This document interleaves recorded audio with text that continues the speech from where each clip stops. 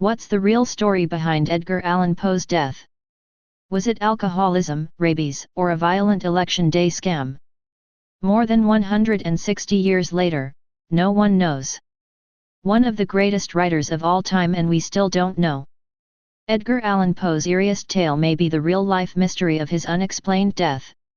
It was a rainy night in October 1849 when the master of the macabre was found slumped in a gutter on the streets of Baltimore, delirious and dressed in ill-fitting clothes. A typesetter for the Baltimore Sun spotted the babbling author and rushed him to Washington College Hospital.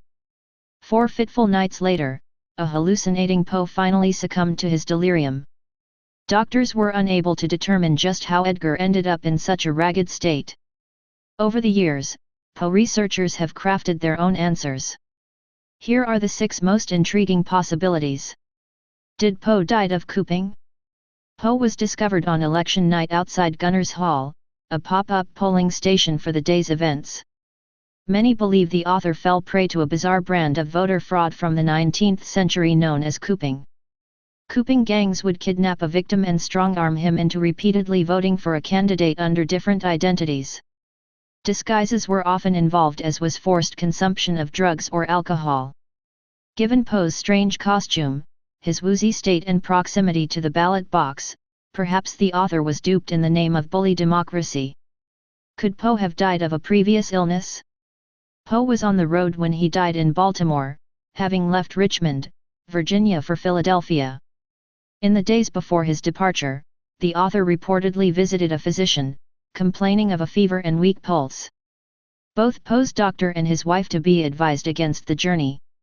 What's more, Poe reportedly passed through Philadelphia in the midst of a cholera epidemic earlier that year, and was convinced he had contracted the contagion. Given his frail immune system and the dreary weather that fateful night, Poe may have very well slipped into a deadly fever. Was it alcoholism? This prevailing death theory is also the most problematic when you start to dig around. Rufus Wilmot Griswold penned Poe's obituary shortly after his death. While a colleague of Poe's, Griswold was also one of his biggest rivals. The not-so-fond memorial painted Edgar as a friendless soul prone to addiction. The following year, Griswold published a posthumous collection of Poe's work, in which he concocted outright lies about the author as a hopeless drunk. Even Poe's close associate in Baltimore, Dr. Joseph E. Snodgrass, a fervent advocate of the temperance movement, saw an opportunity in Poe's death, repeatedly blaming it on the evils of drink. For the record, Poe did struggle with alcohol, though evidence suggests he was trying to get sober. Perhaps he still took a deadly spill from the wagon that rainy night in October. Could he have died of rabies? In 1996, doctors attending a medical conference were asked to inspect the health files of anonymous patients and provide a diagnosis.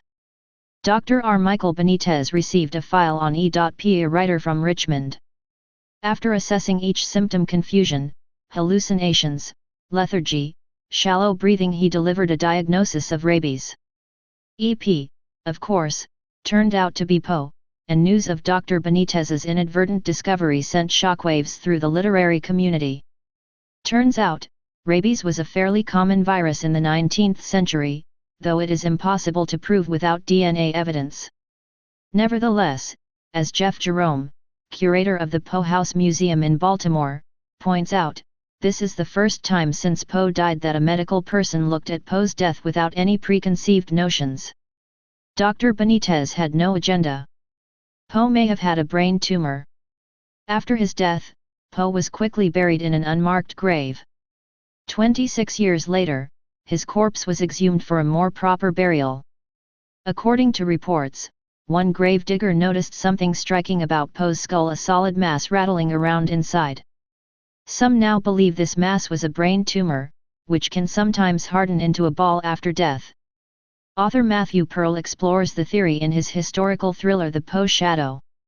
If true, Poe's erratic behavior and feverish disposition on the night of October 3 may have been physiological rather than chemically induced.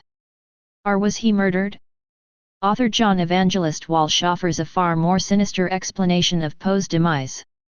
In his book Midnight Dreary, The Mysterious Death of Edgar Allan Poe, Walsh accuses the brothers of Poe's wealthy wife-to-be of murder, suggesting they were none too happy about welcoming the author into their family. According to Walsh's theory, Poe was actually hiding out from the brothers that night in Baltimore, hence the strange clothes.